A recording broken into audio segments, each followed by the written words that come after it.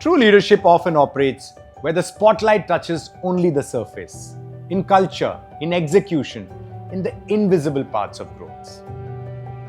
Good to have you here again on Season 3 of the Leadership Lounge. I'm Antony Alex, your host. Episode 3 brings us a leader who has turned the metaphor of shared services and outsourcing into a real lever for competitive advantage and who understands that technology and trust must pair up for success. Inasu is the Managing Director and Country Head of Fidelity National Financial India. Under his leadership, the India operations have emphasized culture, ownership, and innovation. Case in point, the culture of care approach in India spoke to how trust and empowerment were as important as process. George's story is a reminder.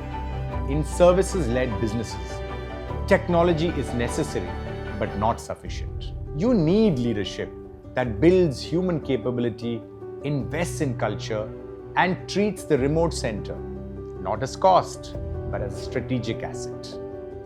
That shift from cost center to value center is what defines modern leadership in India's globalized landscape. In our time together, we explored how to lead large-scale operations across geographies, how culture becomes the engine of performance, and how leadership can be both global and deeply local. This is going to be insightful. By nature, I was very business focused, very leadership focused. So whatever the company wanted, I would just do. If you take care of your employees will take care of you. The day that you reach the mountaintop is when you start to go down, So there's a need for you to get to the mountaintop and then figure out where the next mountain is to basically climb it. So comfort always makes you complacent. Correct. Very true. Agreed 100%. Correct. You want to be remembered as a person who made a difference. And also one who's willing to test the waters out, going into an area or a type of work that typically people would be scared to get into. So it's almost like you've pushed the boundaries a little bit. Even in the business world, you have to work hard. I remember when I was starting off, and I said back in the day it was all business focused. I would work almost every Saturday, Sunday, not because my manager told me that I had to come in and do something, because I just realized that there was work to be done.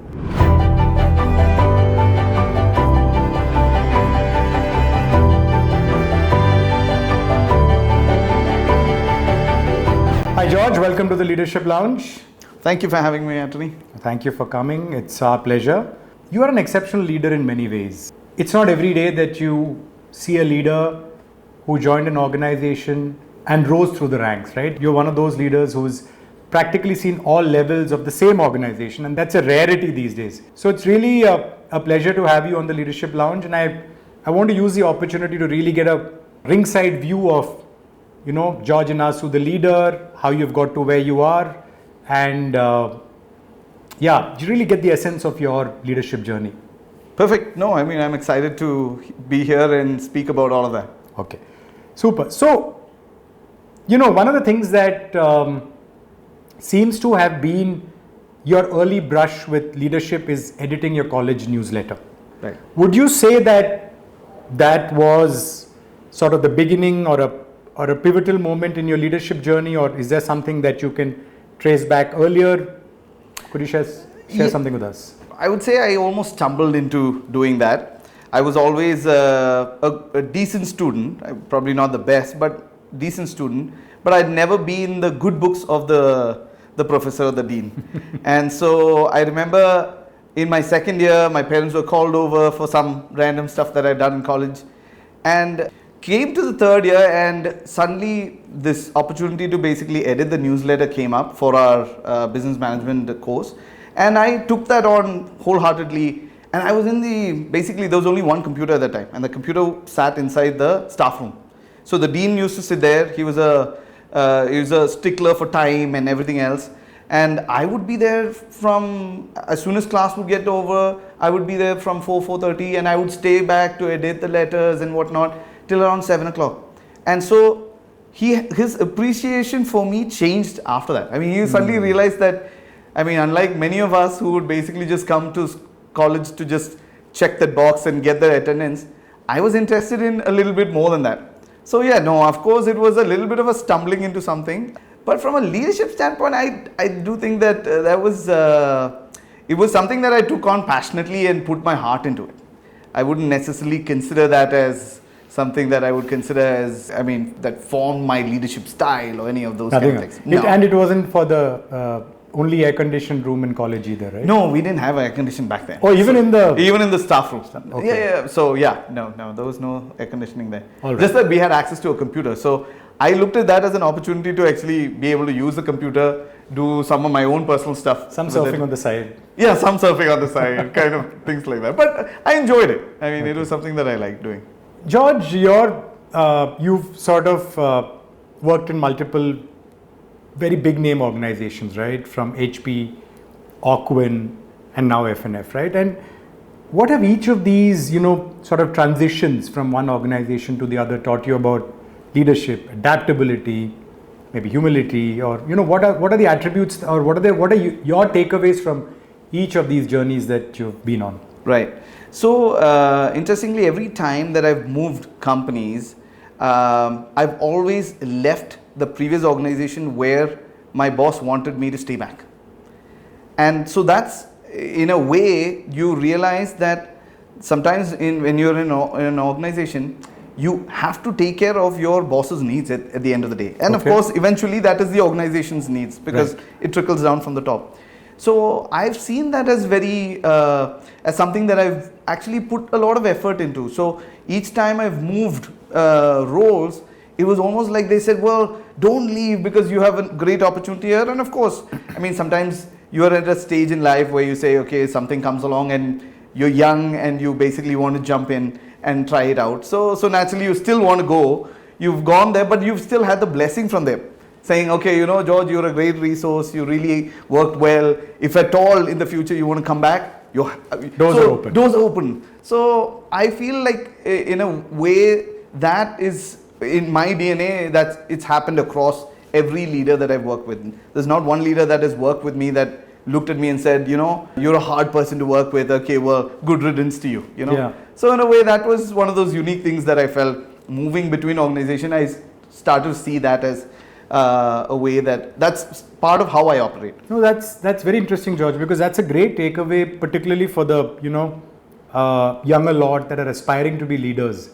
That if and when you leave an organization, the leaders of that organization or your manager should always be saying, why has he left, rather than why not. Right. So leaving that stamp behind is critical, because that means you've been doing something right. And that sort of defines your leadership journey as well. You would say that, right? Yeah. And I would also look at it this way, that I used to be very focused on whatever the company's needs were, whatever the manager's needs were, that sometimes in roles where I was somewhere in the middle management, I had a team below me, I would look less to what the team's needs were. And that was something that I had to learn through managing larger teams and starting to realize that you just can't focus on the business side alone. You have to carry your team along. You're only as good as a team that works with you, So I felt that was something that I learned over time. But initially it was like, whatever the company wants, whatever the boss wants, you basically we'll get it done. We'll get it done. All right. George, you've always, I think one of the sort of tenets that you live by and which you've attributed to in many of the interviews that you've said is, I am who I am by the grace of God, right? Correct. How is this sort of really, if you could throw a little bit more light on it in terms of how it has defined your leadership journey, particularly maybe in moments of crisis. How has it made you who you are today? So I didn't come necessarily, of course I came from a fairly well-off family and things like that. But at the same time, from a class standpoint, I was never the top of the class. I was a decent student. There were times that I would fail. I failed as well. But I never looked at myself as somebody who's going to be running a large enterprise and managing a big book of business and things like that. And I remember that before I went to college, my heart was set on becoming a doctor. And I remember that I was studying for it, I wrote exams for it and things like that. At some point I realized that I was not going to be able to clear that. And during that time I happened to have a very spiritual experience. And I happened to be broken at the time. And I remember going to, at that time, my pastor, and I asked him, I said, hey, I mean, I know that I've always lived my life with my desire and dreams that I wanted to go and fulfill. I'm broken enough to basically now say, okay, what does God want me to go and do? And I remember him praying over, and he came back to me. He said, Mone, the Lord is asking you to do a degree. And I hated doing a degree. My goal was, I was a science kind of background student, so I wanted to do either my medicine or I wanted to do my engineering. And then to say that to go and do a business management degree, a regular degree was like, it took a lot for me to accept that. But I look back and that one decision of going and doing a bachelor business management degree has changed my life. My God. 180 degrees. And how? Correct. Because right in the very first exam, and again, I'm not a commerce student, I don't know accounting, and I write my first exam, first semester exams, and my results come out, I'm sitting second in class. And there are students who have come from the commerce background sitting in class who have essentially done better off. So for me, that was a big turning point for me. Subsequently also, even when I've gone and joined organizations, you realize that, you can only be as good as your team, of course, but at the same time, it makes you stay humble. I mean, sometimes what I've seen is that when you come from a pedigree degree, you've gone to the IITs and the IIMs, you come across with a chip on your shoulders. I won't call it arrogance, just that, you're smarter than most of the people around you. But you don't come with that. You know that, and in a way that helps you work with any variety of different type of especially resources. in the industry that you're in. Correct. So, and I have team members who've come from an IIT, who've come from an IIM, but at the same time, you realize it's who you are that eventually helps you to basically bring these really smart people to work together on one single goal. And work with you and work for you and work for the organization. Correct. So George, you've spent close to 2 decades at FNF, worn multiple hats, worked across multiple jurisdictions. I mean, it's really been a very interesting journey for you, right? And you are today where you are, country head at FNF. Is there any decision that you've made as a leader? Could have been as head of operations or as country head or any other position that you've held. A decision that's really been impactful, changed the trajectory of the organization. It may not have seemed, at the time of making it, but today in hindsight, looking back, you say, wow, that was a defining moment for both my leadership journey as well as for the company. Right. So a couple of things that I think I can point out in the time that I've spent with FNF. And again, it's been a journey, right? You started off coming in as mid-management, right? In a company that was 150 people strong. And then as it grew to 5,000, naturally your hat changed all the time. In a way that's been very positive for me, because if I was to do the same job over 20 years, in all likelihood, even the little hair that I would have had, I would have removed that also. But the good part is that at different stages, the company has made some critical decisions that at that time, I've looked at it and I said, some of it is wrong. We should not have done it. It's going to crash and burn. And then looking back, maybe 6 months down the road or a year or 2, I look back and I say, some of those decisions were the best decisions. I'll give one of them as an example. So most GCCs, I mean, we call them GCCs today, back then it was called captives, operated in a cost center type of model. And what is a cost center model? You basically had a certain number of resources, every resource was paid a certain number of dollars per hour, and your job was to just take care of those resources. In 2007 and 8, they decided to switch that out from a resource type of billing model to a transactional billing model. And we were in an industry that goes up and down quite significantly. I mean, like our summer months are the peak, our winter months are lows, but there's also a 4-year cycle based on interest rates. And those cycles are based on, say, elections in the US and things like that. So it really swings up and down quite significantly. And for me to, in an industry like that, for it to be an outcome-based model, I said, how are you going to manage your staffing? Your staffing is going to be, you're going to hire up all the people to do the work in the summer, and then come winter, you basically won't have those resources. Yes. So that, for me, at that time, I was like, okay, this ship is sinking, I'm bailing. I actually looked out for another job, I was ready to jump. And that's when I had my boss who was very smart at the time, and he basically told me, stick around for a year. And if this thing doesn't work itself out, then sure, go and look for another job. And thankfully I stayed back. A year later, we started doing really, really well. And the difference was, till that time, all my managers were, I would say, people managers. And what do you mean by people managers? Your job is, okay, I have 100 people, I manage my 100 people, and that is my job. It. I didn't care if the business was going up or down. None of that mattered to me. The minute it became outcome based, it suddenly became that you're managing the business. So the ups and downs of the business cycle, you managed it. Your managers started to understand that. So they would come to me and say, you know, summer months are done, winter months are coming on, we are going to see, say, 25 team members not have enough work to do. Let's try and go to the business and ask them for new business. So you suddenly saw them thinking very differently. So that was a significant change. So it's a mindset shift. Correct. 100% change, right? Yeah. You operated in a very comfortable zone where billing was not a concern. As long as you had your 100 people, you got paid for the 100 people. Correct. Now, if you didn't have volume to justify the 100 people, you're not even covering your costs. So you had to start thinking like a leader. Correct. And you started running it like a business. Now, every decision that you took became very business focused. Now, in that process, I'd say that you go from one extreme to the other extreme, right? You became a business manager, but you became only a business manager. What do I mean by that? You suddenly focus only on the business, on the customer, taking care of, to a point where we had our GPTW scores. I spent a few years in the US, came back in 2015. Our GPTW scores were so bad, we couldn't even get certified by a Great Place to Work. And this is in 2015. And it was a shocker for us because we thought we were doing a lot of things. We were giving out double-digit increases to employees and things like that. And so to an extent, that was us going to the one extreme where it was the customer and the business that was the primary thing. And then over the course of the last 10 years, we've gone, focused, changed up. Of course, we still are focused on getting the business done right, the customer handled well, but at the same time, we realized we had to take care of our employees a lot better. And so we've worked extremely hard to try and move the needle up. Actually this year, we've gone from, at that time it was 60 is what our score was. You have to get certified by GPTW, you have to be 70. We're sitting at 86 today. Wow, congratulations. And, well, thank you. Last year, I think the cutoff for the top 100 company was 85.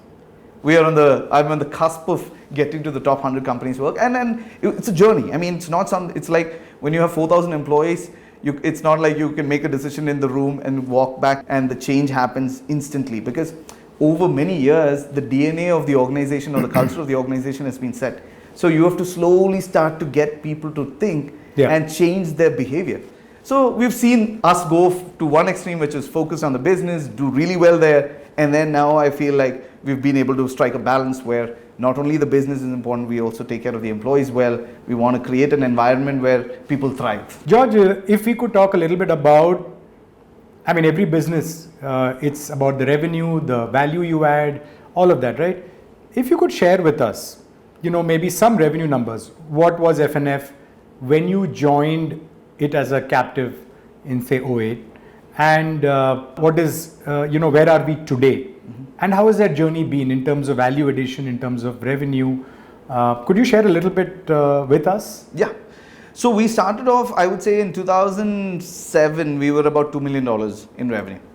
And this is just the India entity. So we're FNF India. FNF India. And it is a private company, so we don't necessarily disclose all these numbers. But nevertheless, I mean, at a very high level, we were sitting at about $2 million in revenue. And over the course of the next 10 years, I would say between 2005 and 2015, we grew from that to about $25 million. And this was when I came back to India. And so I'd spend a few years between 2011 to 15, I'd spend in the US, and I'd come back in 2015. And every year we would plan for 1 year ahead of us, So in 2015, we would have usually come in and sat and said, okay, what's 2016 going to be? We were at $25 million in 2015. We would have looked at it and said, okay, well, there's a 10% growth that's expected, or 15%. So we would have gone from $25 million to maybe 27 or $28 million. That year, we changed up our model. And this was something I remember coming back. I said, listen, this annual exercise, while we have to do it, I still find that you get very narrow in your vision or your planning. So I said, okay, let's change that up and say our goal is to get to $50 million by 2018. And I remember that we had this meeting, all the leaders were around, and I walked out of the meeting and you could see their faces were down. They were like, you have this leader who's just come back from the US. I think he's drunk some different Kool-Aid and he wants to come and tell you something that doesn't make sense. I mean, it took us 10 years to grow to 25 million. Would you expect that to double in 3 years? And I remember that we walked out of the room, but nevertheless, everybody still committed to it. We worked hard towards it. In 3 years' time, we basically hit those numbers. Wow. Yeah. So by 2016, we hit $36 million. By 17, we hit $46 million. So in 17, I met the team again. And I said, listen, I think the goal is achieved because $4 million away from where we are, it's done. I said, well, here's your target now. We're going to do $100 million by 2020. And the difference was, now that the team had experienced what had happened, they walked away and it was like, yeah, sure, we're going to do this. And so suddenly, once you've got an experience, a taste of success, you know that, hey, once you put your mind to it and you're committed to it, you can go and achieve it. And so we actually went and hit $100 million, and we've been running at $100 million plus since 2020. Where are you today at this point of time? We are sitting at about $114 million. Lovely. We've had the interest rate cycles in the US has gone through a pretty dramatic, drop off. Or rather, interest rates have gone up, but volumes have dropped off significantly for us. So interest rates in the US went from, say, 2.75%, went up as high as 7%. So naturally, the business volume that impacts the business significantly. And so our order volume, which ran about 2 million orders a year, is down to 1 million orders. At a company level. So naturally, you have to adjust for it. But even in a cycle like that, we are set up and ready for when the next boom is going to happen. And it's just a matter of time. Understood. Yeah. George, you are now leading a team of about 5,000 people. Would that be correct? Right? Yeah, a shade under 5,000. Shade under 5. Yeah. What is your, leadership mantra or belief system that ensures that George is able to stay connected to the last individual, or every one of those 5,000 who work at FNF? How do you manage to do this? Tough ask, especially when you get to up to about 1,000, everybody. Right. Once you start to get to the 2,000 and the 5,000, slowly you start to get to a scale where it's hard for you to connect with every single, say, employee. But with that said, we take extensive amount of time to basically try and engage with them, either through at a team level engagement, or we do skip levels that we do. We do, say, town halls where we try and communicate. So we try different methods to basically engage with them. Since COVID, pre-COVID, we were completely operating in the office. To move to 100% work from home was a sea change for us. So naturally, the good part was that we work with, say, 1,500 offices, and to get even 2 of them to agree on something is almost impossible. And so during COVID, we had all 1,500 offices basically say, hey, listen, we are fine with you moving to work from home kind of model. So we had to change the method that we would use to basically engage with the team members itself.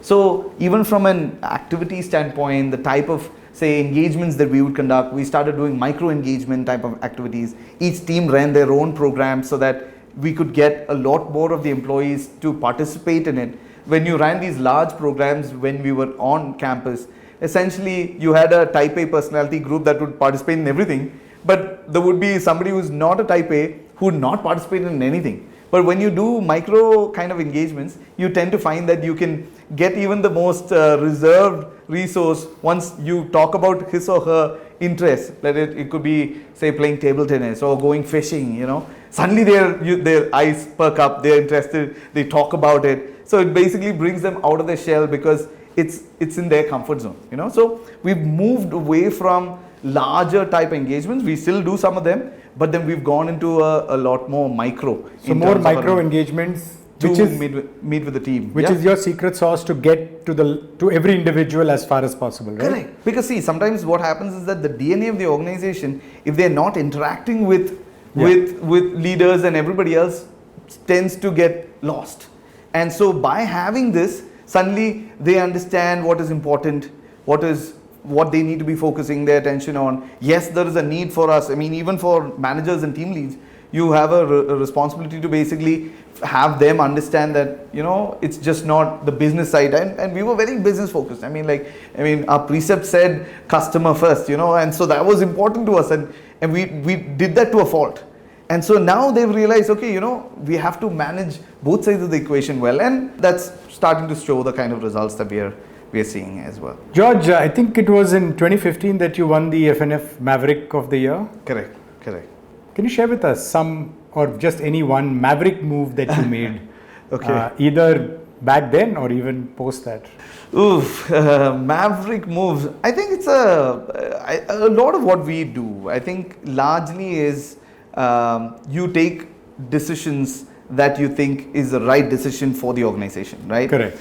And one of the things that I tell the team members quite often is that I'd say the day that you reach the mountaintop is when you start to go down, you know. So there's a need for you to get to the mountaintop and then figure out where the next mountain is to basically climb it. So I look at it and I give this example where I say, when iPhone came out the first time, it was the most craziest of technology out there.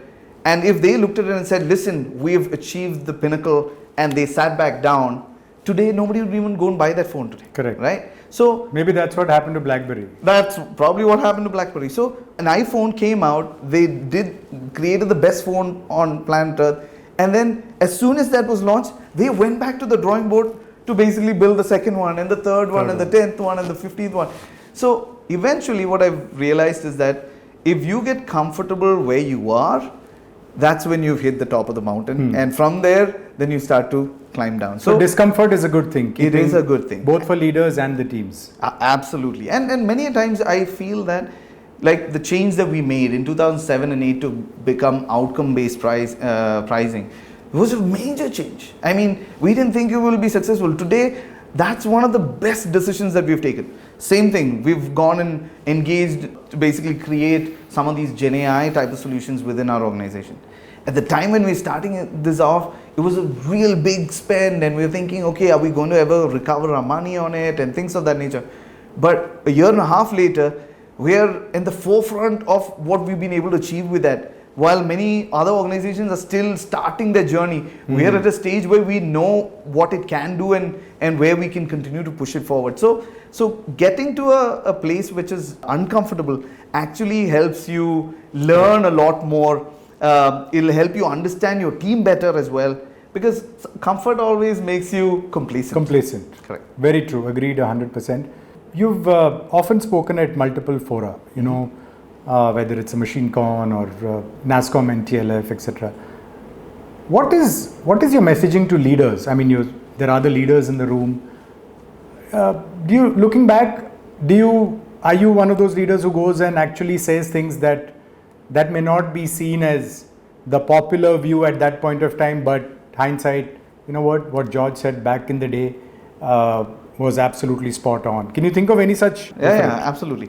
So one of the things, and I think I alluded to it earlier, which is to get any of our offices to agree on something is very difficult because they're very independent in how they operate and whatnot.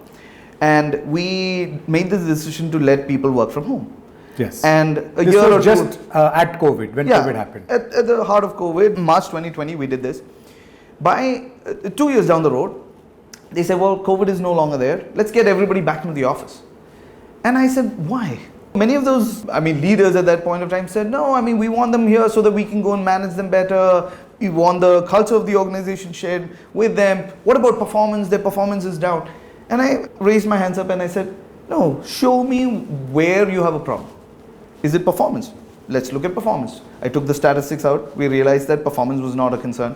Then I said culture. I said, well, our GPTW scores have been going up annually. And that's showing that, there's better engagement, there is better association with the team, with the organization. So culture is probably not. So where is the problem? So eventually you realize that it was some leader somewhere basically making the decision because he liked to be in the office and he wanted his whole team to be in the office. Okay. And it was a path that I would go into different forums and speak about it, and people, and especially HR would say, no, I mean that you need everybody back in the room. You need to be in the room, otherwise how will a lot of say DNA of the organization or the culture of the organization is passed through interaction, so them sitting at home and just doing their job will not allow them to do it.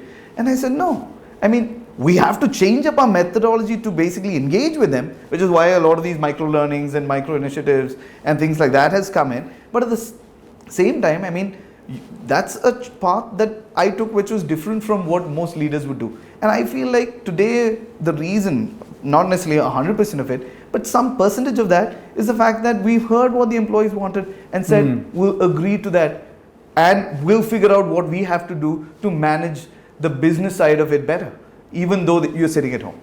And so many times I feel leaders get comfortable in the place that they are and they want to revert back to the norm as compared to breaking out of it. Case in point was us now, even now, only about 1,500 out of the 4,500 people actually come into the office. And only in cases where you have requirements where there's a regulatory requirement or there's some sort of a contractual obligation. And of course the third one, which is we still tell employees that it is a privilege to be able to work from home. So if your performance suffers, we still expect you to come back in. And so that's not a choice that you have. So 2/3 of your workforce works remotely or from home or wherever. Correct. And that's totally fine, and that's the culture that you're fine with, as long as performance is not impacted. Correct. The minute performance is impacted, then you may need to come in, work closely with your manager, HR, leaders, etc. to get that in order. Okay. Fair enough. That's interesting, George, because that's even today I think most organizations are still grappling with remote working, hybrid, back to office. I mean, even very, very well-known leaders like Jamie Dimon have said that I want everybody back in office because his view is that people are slacking off and they're not in office. So, I guess the jury's out in that sense. If you believe you can get the maximum out of your team, whether remotely or otherwise, then it doesn't matter how and where people are working from. Correct. And that's the simple math that we have also put in place. We said, okay, listen, as long as we can get the results that we want out of the team sitting wherever they are, we'll figure out from a company standpoint, from a leadership standpoint, how do we engage with a team that is distributed. And proof is in the pudding. I mean, our GPTW scores are through the roof, you know. So, I mean, our attrition rate is at a record low. Last year was, I think, at 14.5%. This year we are trending even lower than that. Wow. So, and in an industry where there's so much of demand, GCCs are booming in India. I mean, typically we would have lost a lot of people. Instead, we're not losing people. So you're doing something right. Correct. Fair enough. Today, as you rightly said, there are so many GCCs, many of them sort of following tech-enabled transformation. Transformation seems to be the key for a lot of GCC leaders. You know, you've probably seen a lot of hype cycles come and go, right? Correct. How do you as a leader decide what's worth betting on, right? And for example, flavor of the month, year, decade, whatever, AI, right?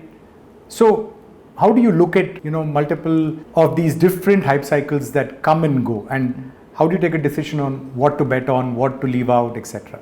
So my funda for this is quite straightforward. When a new technology comes in, or a new, say, something new from a tech standpoint that comes in, we are going to go and test it out. If you don't test it out, it's almost like you're a batter and you have yet to go onto the field to see whether you're going to hit a six or whether you're going to be out. Sitting outside, you're never going to figure that out. So you have to get in the water and figure it out for yourself.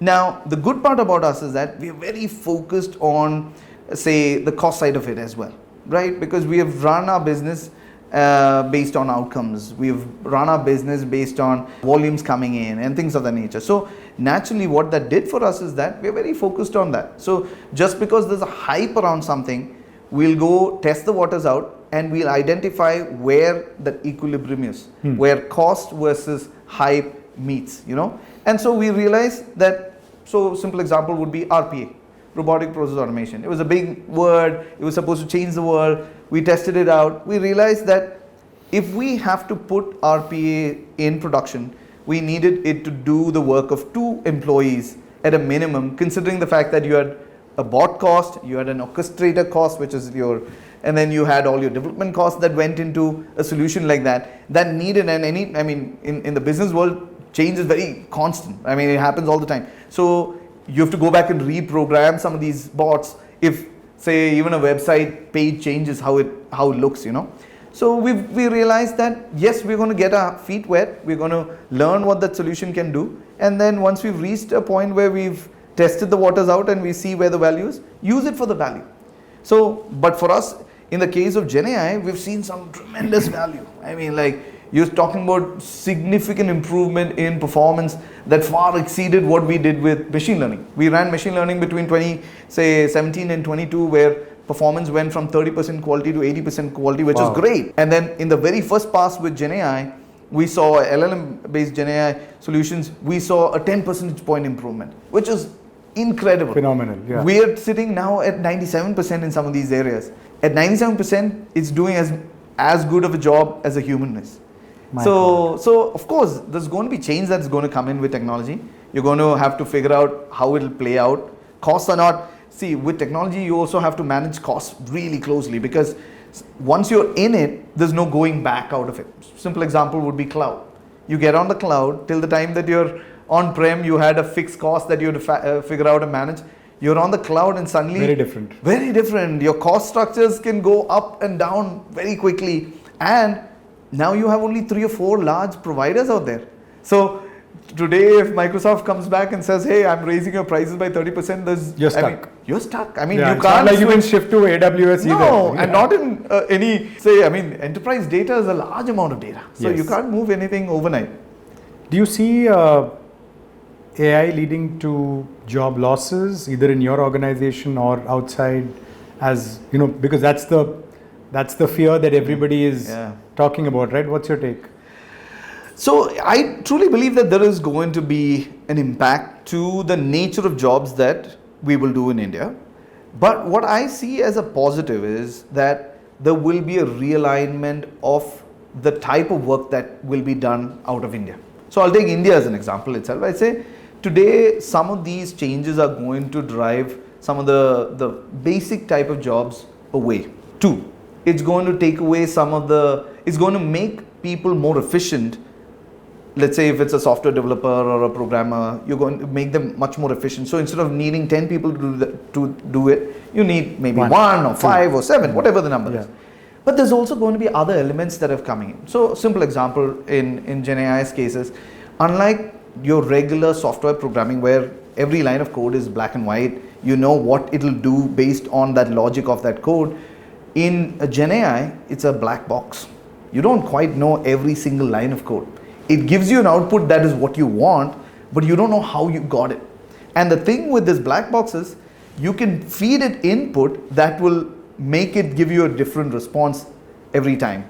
And they have contextual understanding also. So suddenly if the contextual understanding, if let's say a threat actor gets in and is able to feed a wrong context, suddenly the answers that you're expecting is not what you're going to get. You're going to get some other different type of answers. So what is that going to do? It's going to require us to have more guardrails put around it. You're going to have, say, roles where there will be controls around how data is going to go into these, how it will come out of it. So I truly believe that instead of a regular software developer, you're going to probably have somebody who's going to manage prompts going in. You're going to have controls built around it. Now, there's also another positive. Till today, you kept tech for techies, right? People who came with engineering background went into doing tech. Now today, you have a model that can do a lot of that heavy lifting. Yeah. So it democratized the type of talent that can go into the industry itself. Suddenly, somebody who understands, let's say, real estate with the right kind of inputs in English language can get the same kind of output that previously had to be translated to a technology resource who basically then wrote down this program. You don't need that. So I truly believe that this will democratize talent, but at the same time, I honestly believe that there is going to be a realignment of the talent from some of the nature work that they're doing today to doing something else. Fair enough. George, you've led with a lot of success your organization, particularly from a human resources or human talent, or call it what you will, perspective. You've won GPW, what, 5-6 times in the last? Yeah, we've been certified You've been 5-6 times. 5-6 times, right? And whatever you have done has worked, right? Going forward, and you've mentioned some of the things that made it work, the non-negotiables that were important to you in building the culture. Fair enough. Moving forward from here, what do you see as, do you see you and your organization taking a different approach to human capital or human resources, because now you're dealing in an AI world? The people have to do a lot more, they have to work smarter. So do you see a shift in the way that you're going to be now dealing with human capital differently from what you've done in the past, particularly in the world that we live in? I don't think we're going to have to deal with them differently. What I feel we may have to do a lot more, and I think it's only now that people are still starting to understand the capability of what some of these tools are, I mean, especially with LLM based Gen AI solutions. So what I'm seeing a need is to basically take care of the employees so that they can be redeployed, retrained, reskilled to doing something which they can leverage, say a Gen AI solution, and still do work within the organization. More focus on upskilling and reskilling? Correct. And specifically giving them the ability to have the experience working on some of these tools. I'll give a simple example. There's a tool called Cortex by Palo Alto. And what that tool does is that it basically looks at these logs that come out of all these interactions that happen, and it'll give you a log that'll tell you what that next action needs to be done. And these logs used to be manually reviewed and actioned on. And now you have a solution that basically does 90% of that work. The basic level actions are done. The ones that are problematic are the ones that are actually getting kicked out to somebody who's now going to be looking at that. So you're going to have these tools that will come and make your jobs a lot more efficient. What is that going to do? Now, instead of you having level 1 SOC engineers, now you might say, you know what, I don't need level 1 SOC AI engineers. is level 1 and a QC or a QA is will now be a level 2 and level 3. 3. So now you have to retrain your level 1 so that they can become a level and 2 QAs. or identify other areas that they can get into, because there are areas that are still, this is still very, very early. I mean, think about internet. When did internet come? I mean, the first time I experienced internet was in 94, 95. I happened to walk in. So, and till when did we really see the impact of internet? Maybe e-commerce, late 2000s and things like that, right? Or early 2000s. So this is started off in 22. We heard ChatGPT in November 2022. And so this journey is just started. 5 years from now, we'll see a lot more of what we need to do, have people go and do, and where the technology will do. That leads me to my next question, George. If AI is going to be your first level review, and level 2 and level 3 are by humans, the humans of the future, where will they learn from? Because level 1 is how you typically learn, whether it's in your business or any other business, right? Humans learn by doing a job first, having a manager or a supervisor tell them whether they're doing it right, and then moving up the ladder, so to speak. If AI is going to be doing level 1 across most levels, how are humans going to learn to get to the next level then? So I look at it like a calculator, right? Calculator. Correct. Okay. So does a calculator do a lot of things that a calculator can do better than you? Sure. 100%, right? Yeah. Now that didn't make you forget how to do division and multiplication and additions and of course if you use a scientific calculator, the more complex functions as well. You understood, but now you don't need to sit and write every single line of that to basically get the output. You have a tool that'll help you get there. So the way that I look at it is that you're now going to have people who will not have to go and, of course they learn it, but they don't need to. They won't have to do it. Yeah. It's like you get your foundation in and then boom, you'll get a tool to basically help you get it done. George, could you share with us some kind of a culture experiment or a moment with an employee that has stayed with you, that really sort of impacted you, stayed with you, and something that you think about even today? Oof. One specific example comes to mind, and then this is where I mentioned this to you, right? That by nature, I was very business focused, very leadership focused. So whatever the company wanted, I would just do. So, and I remember in 2009 or 10, we did a video shoot for the organization, like a corporate video shoot. And I went in there. I was at that time manager for projects, and so my first response was, we're trying to make this better, faster, cheaper, blah, blah, blah. And I remember there was another leader in the organization, and his response was, he said, if you take care of your employees will take care of you. And he managed the largest team at that point of time for the organization. And when I heard that, that's when I took a step back and I said, whoa, I'm missing an entire puzzle point in this picture. You know, there's one aspect that I hadn't focused my attention on, because I came from a very, say, business focused, very project outcome based, and I'd forgotten that it needed people to do what they had to do for you to be successful, or for the organization to be successful.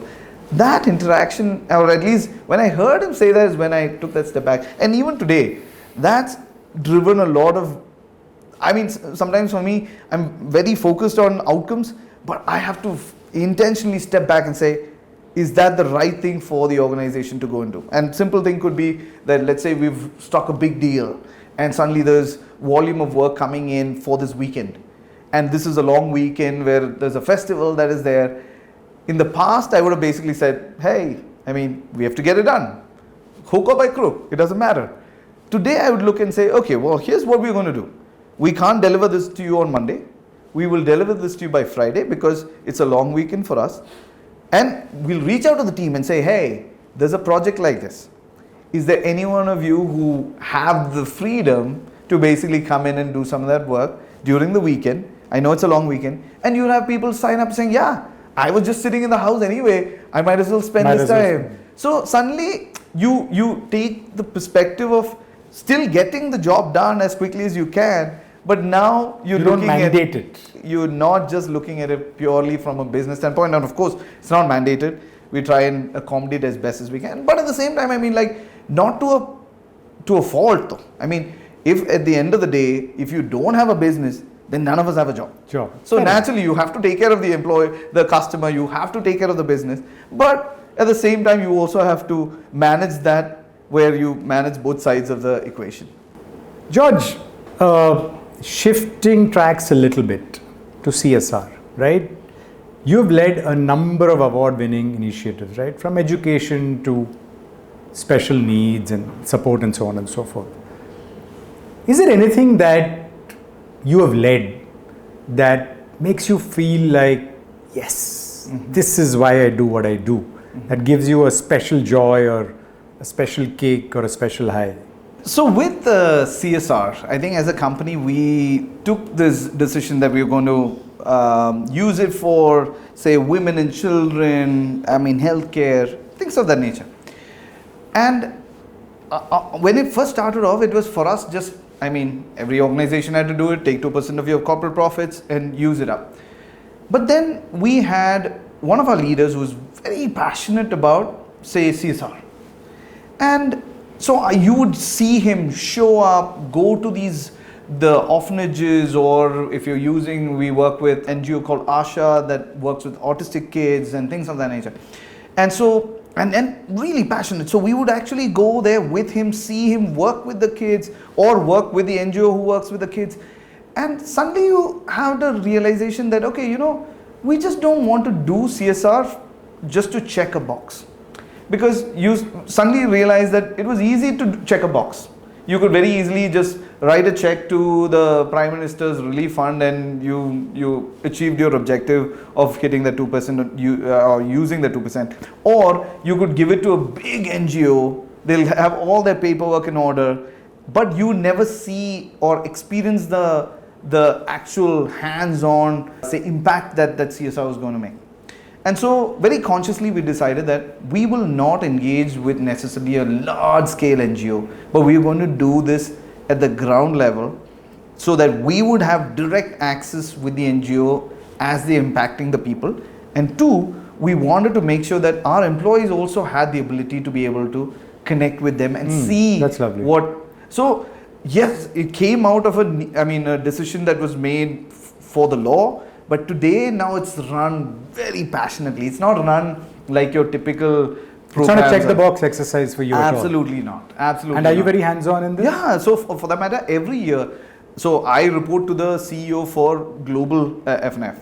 And so he comes to India, and we usually, at least once or twice a year, will go visit some of these places. And think of it that many of these are in rural parts of India. So there's not a direct flight that you can go and get on to basically get there. We'll be driving in a car, go Dusty over there. roads, muddy roads. Yeah, correct. And the people there are so, because you're seeing the actual experience on the ground, it's so fulfilling.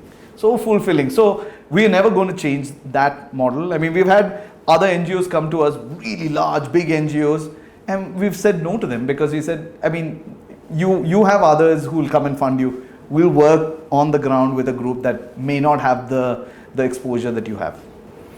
George, one of the things that most leaders have grappled with at some point in time or the other really is balancing commercial success with conscious leadership, right? And particularly when the two are at odds. What's been your experience? Do you have to choose one over the other, or how does it work?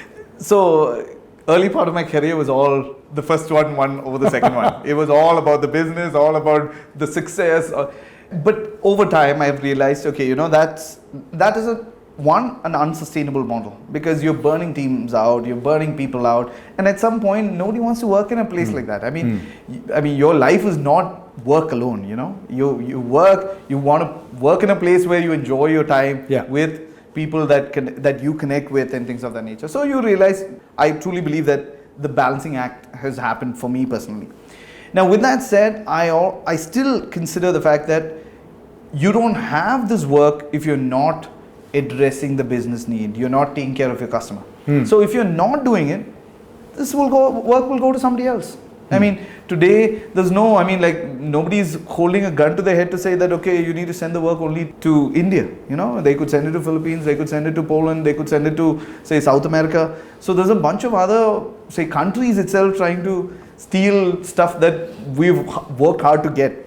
So it's important that you still have to take care of the business. You still have to do it well. You still need to understand what their needs are and make sure that you can achieve that. But at the same time, from your perspective as a leader, you need to be able to balance it out, understand what the employees' needs are, and make sure that gets done. And at that point, I think then as long as you've hit that equilibrium, then success comes along with that. You have a group of employees who enjoy what they do. Our leadership team, we've hardly lost anybody at the leadership level.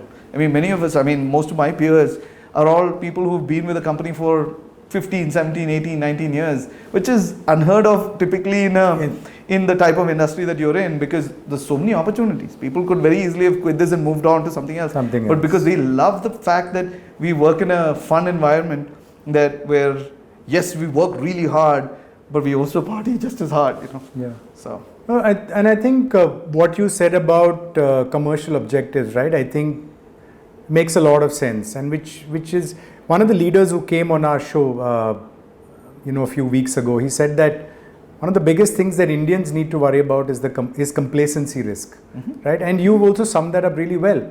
There are a lot of geographies that are vying for a slice of the pie that India has, so you can't ever take that for granted. Commercial success is an important barometer of how well you're doing, but one needs to balance that with conscious leadership and make sure that employees are happy as well. It's a very fine balance, but one that FNF under your leadership seems to have done really well. Correct. That's something that we've been focused on, and I think over the last 10 years, I think we've really moved the needle. But again, you're right. If you don't have commercial success, then you don't have business here, and then you don't have employees. So, I think you spend a lot of your non-work time, travel, music, badminton, golf. Would that be correct? These are the things that... It's all correct? It's all correct. Okay. How do these pursuits influence your thinking as a leader? How do they impact you? Do you, over a game of golf, do you suddenly are you suddenly struck with an idea of, hey, this is something that I can do at work because, the idea came to me and it's a brilliant one, or whatever it is correct. that comes to you? No, so sports as a simple metric is that you put in the time, you get the results that you.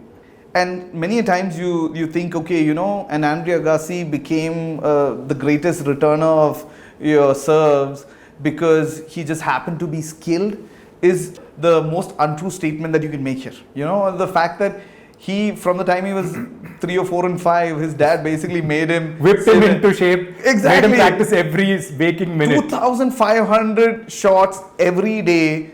In a week, it was 17,000 balls that he had to hit. In a year, he hit 1 million balls. And this was from the time he was, 7 years old. Naturally, you're going to get better at it. That's what Steffi Graf and he bonded over, right? I guess. Tough dads who made them work really, really hard. So again, coming back to the business side of it, right? You have to put in time and you need to be able to work extremely hard doing the same thing many times over for you to perfect your art. Nothing is gifted to anybody, So there is nothing on a platter, there is no free lunch, so work for it. Correct. So I mean, similar to that, even in the business world, you have to work hard. I mean, like I remember when I was starting off, and I said back in the day it was all business focused. I would work almost every Saturday, Sunday, not because my manager told me that I had to come in and do something, because I just realized that there was work to be done. Yeah. And I hadn't been completed by Friday evening, and I would just show up and I would just get the job done. When I come in, and it wasn't like I would send an email on a Sunday to have them see that I'd come in on a Saturday and Sunday. No, my job was, I looked at it purely like, hey, if this is your business, would you spend the time to basically take care of it? And if the answer is yes, do it. And people recognize you for that, even though you don't have to beat your own drum for that. It just because people see below the surface for the most part, and most people recognize that and will give you the opportunity because of that. So George, that is a very interesting take, and which is, I guess, many folks around that generation, that's how we've all worked and moved up. But looking at the younger lot today, what some call Gen Zs and so on and so forth, and you must be having your fair share in a 5,000 odd organization that you've got. Are you seeing that they're a little different in the way they approach work culturally? How are they wired? And if so, how are you dealing with it? Because that's a problem every leader is dealing with, if it's a problem. Right. Or if it's just a simple matter of figuring out how to work with them. So, yes, you have to figure out how to work with them. Absolutely. You can't, what is that? Just force feed method that you've operated in. But the way that I look at it is that when you communicate to them as to why you did what you did, that's when sometimes for them, they looked at it and said, well, no, I just came in, I need to do my 9 hours of work, I did that, I finished that off, and I'm supposed to be CEO in 10 years. And these are real, expectations that people join an organization with. Yeah.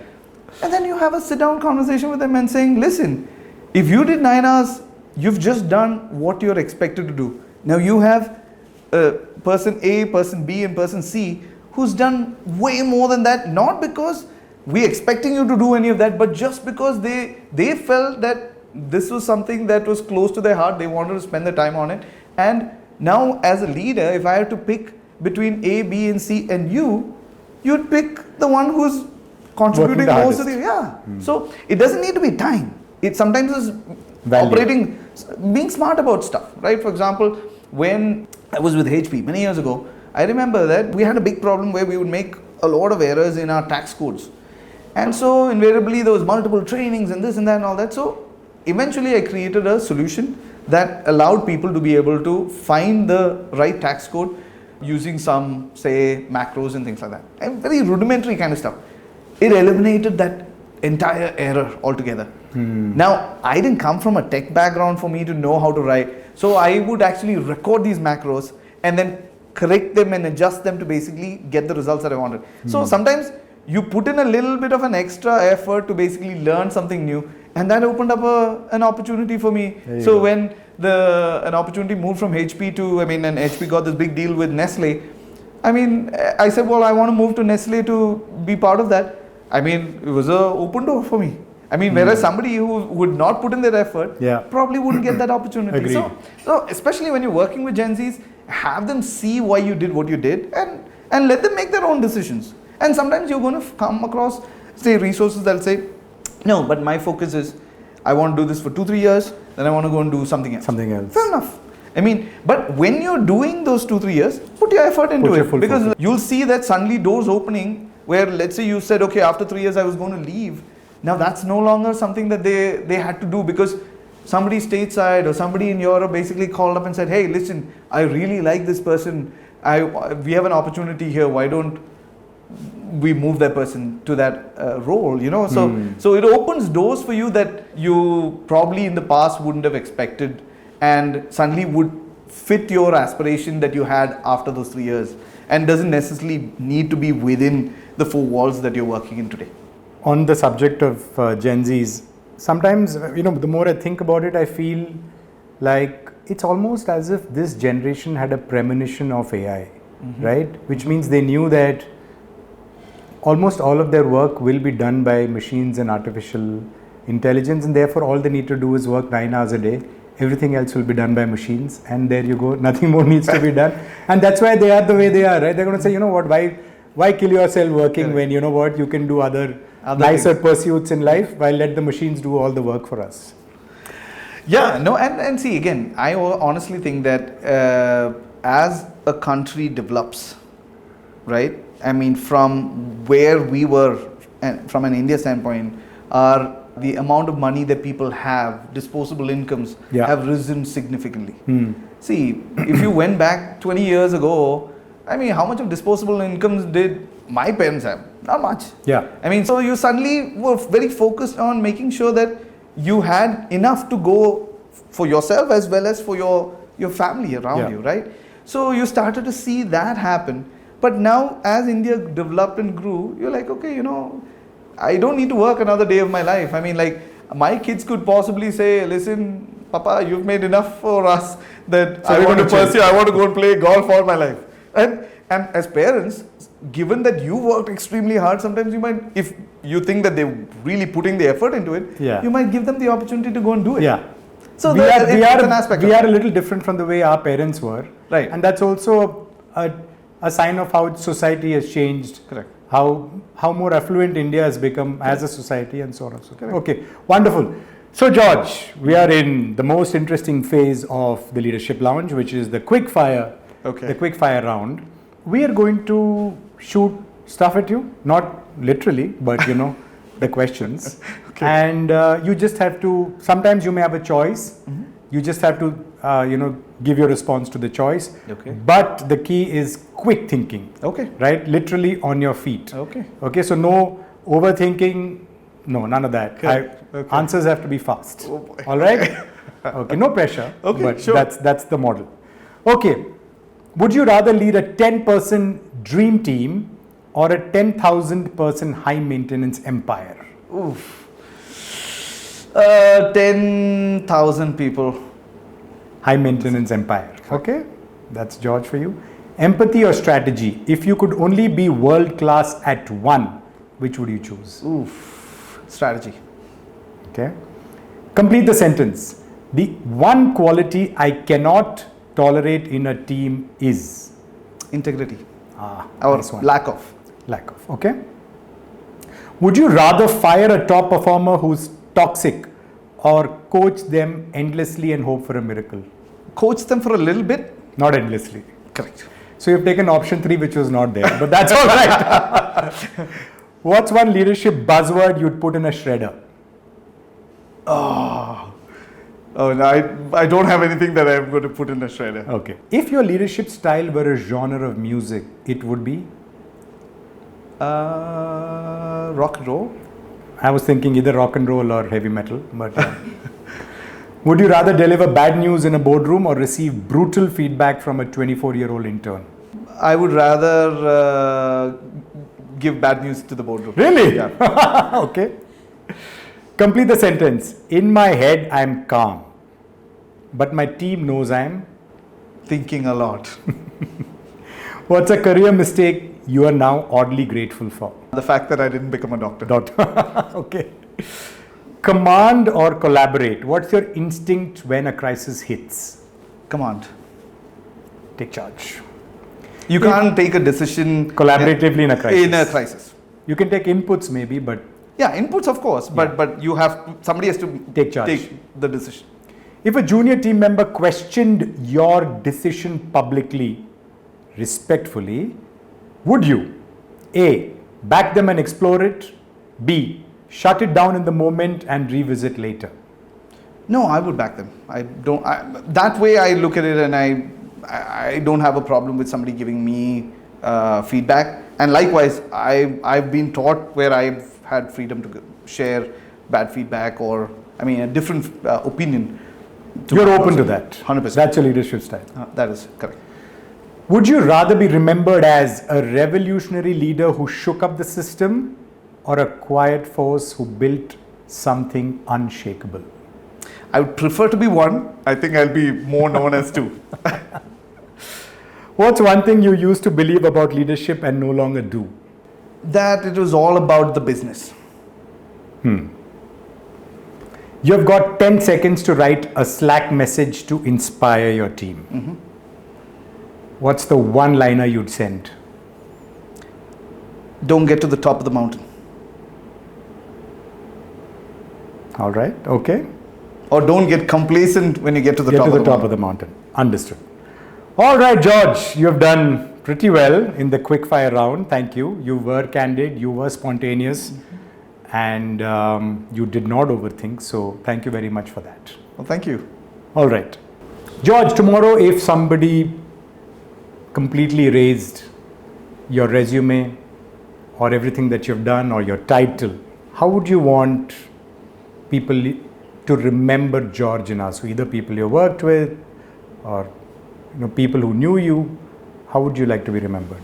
I want people to remember you as somebody who was committed to driving the right kind of change in an organization. Okay. Whether it was from a business standpoint or whether it was from an employee standpoint. You wanted to be the one being thought of as the change agent, so to speak.